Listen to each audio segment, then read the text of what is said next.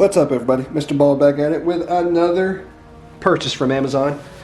Let's sit on the floor to open this one up. So it's a DVD player. You know, I actually have an external DVD player for my laptop that I can just hook right up, but I wanted something for my monitor.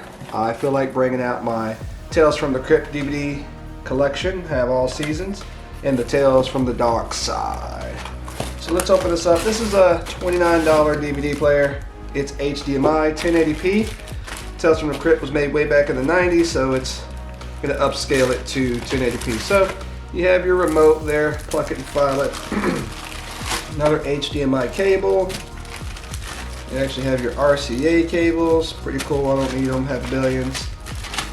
And a booklet, plug it and file it. Let's take a look at the hardware here. Bam, take that off. Bam, there it is. Nothing special, had high reviews, 4.5 stars, thousands of them. So there it is. You got your little USB port.